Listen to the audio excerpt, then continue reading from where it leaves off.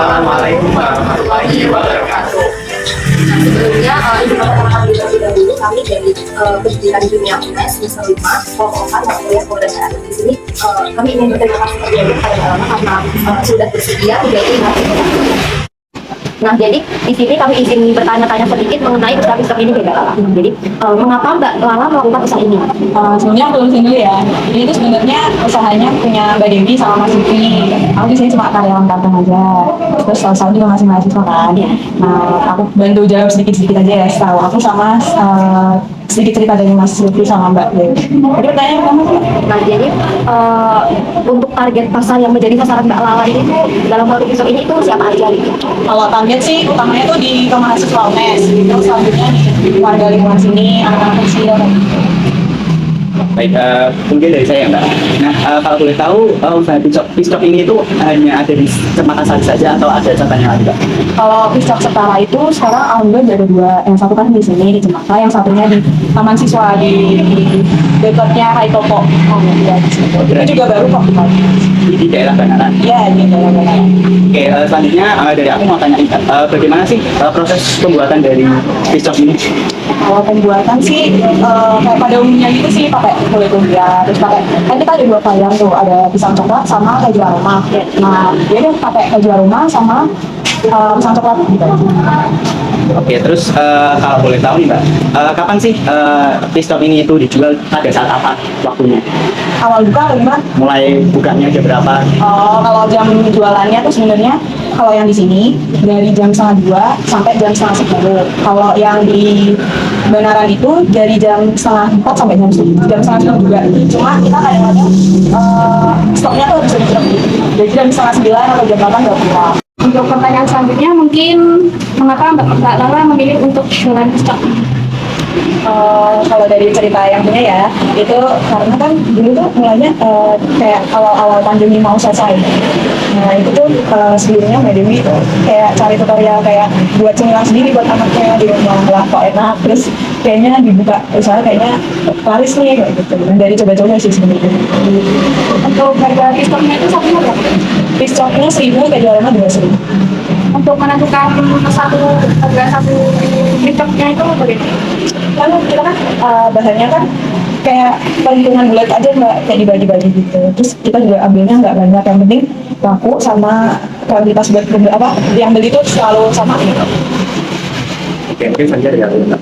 Nah, untuk terkait dengan pistok ini, cara mengambil keuntungannya gimana? Misalkan kita habis berapa untuk mengambil keuntungannya, nanti dijualnya berapa? Yang murah terbatas sini. Kalau itu tuh kita mungkin sebenarnya tuh nggak dipastiin, maksudnya sehari bisa berapa ribu atau berapa ribu gitu. Tapi kisaran kayak besarnya gitu rata-rata kayak tiga orang kayak gitu. Nah nanti kita diambil kan paginya kan beli bahan-bahan, jadi kita bahannya tuh selalu fresh gitu.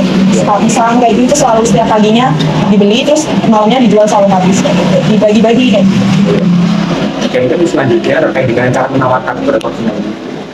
Kalau menawarkan kita lewat Instagram, kadang kita juga ada Instagramnya, terus kadang lewat ini kan anak-anak yang pakai di sini kan juga ada yang di volume Fashion kan di Twitter, nah lewat situ juga.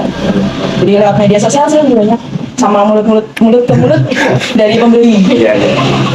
Oke, yang terakhir mungkin terkait dengan keunggulan dari pistok ini kan yang bisa cocok ini banyak dari karamel dan lain sebagainya. Nah, pistok dari Mbak Lala sendiri ini keunggulannya apa? Kalau pistok setara tuh selalu mengutamakan kualitasnya. Jadi meskipun harganya lebih naik nih, harga barang bahan-bahannya lebih naik nih, kita tetap kasih yang kayak standar ukuran biasanya aja, nggak dikurangin, nggak diapain. Tetap sama kayak awal misal bahannya harga segini kok naik jadi segini, nah kita nggak kurang-kurang, tetap sama. Tapi tak tentu. Iya tetap itu, walaupun hanya beberapa ya. Mungkin selanjutnya pertanyaan dari aku itu, bagaimana sih Mbak Lala itu mengelola stok dari produk ini?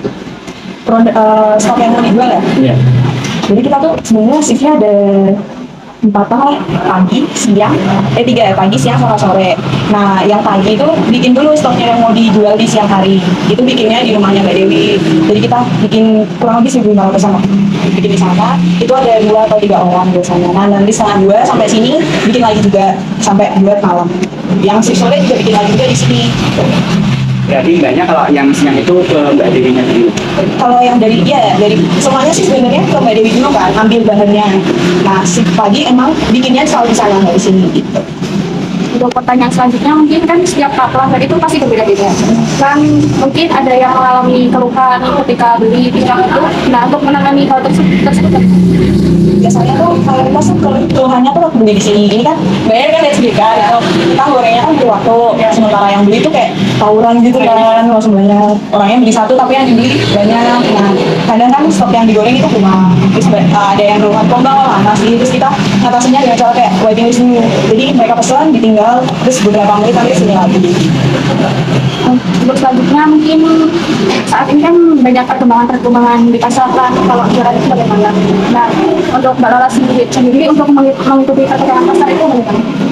Itu kan kayak yang kita ikutin cara promosi terbarunya aja gitu, biar nggak ketinggalan sama yang apa klien-klien lainnya. Oke, yang terakhir banget ya Mbak. Untuk tantangan dan hambatan yang dihadapi itu misalnya apa? Sebenarnya tuh tantangannya tuh sama hambatan tuh, kalau tantangan sih ini apa kadang kan bahan-bahan yang bahan-bahan yang buat bikin itu kan kadang-kadang naiknya juga nggak aturan gitu kan, selalu naik langsung gaji, terus kadang turun. Kalau turun kan kita untung banyak ya, kalau pas naik kan kita juga untungnya pas-pasan. Tantangannya kayak gitu sih. Sama dia kan di sini mewah. Kadang kalau rame banget, parkiran penuh gini kan kadang suka nggak enak sama yang punya. Nah, untuk cara mengatasi tantangan tadi itu gimana Mbak? Itu kita kan bayarnya kan sendiri kan tuh parkirnya gimana. Nah biar nggak ada kecap sama yang punya, kita selalu ngasih tahu sama pelanggan. Karena yang pelanggan kan pasti kan nggak itu terus kan yang beli, jadi kayak habis ngasih tahu ini, yang datang juga beda lagi kayak gitu kan. Jadi agak susah dikit, tapi nggak apa-apa. Kemudian untuk cara memanage atau mengatur usaha ini tuh dari Kak Lola mengaturnya usaha. Mengatur apa nih? Mengatur Manage mungkin supaya itu bisa berjalan dengan baik, jalan lancar terus ke depannya gitu. mungkin kayak apa kayak perkembangan kedepannya kayak gimana gitu aja ya. Iya. Kalau Mbak Dewi sama Mas itu udah kayak pikiran punya ada mau buka channel lagi sih, tapi belum tahu buka cabangnya di mana. Masih diperkirakan dulu sama masih di ini dulu lihat-lihat dulu pas enggak.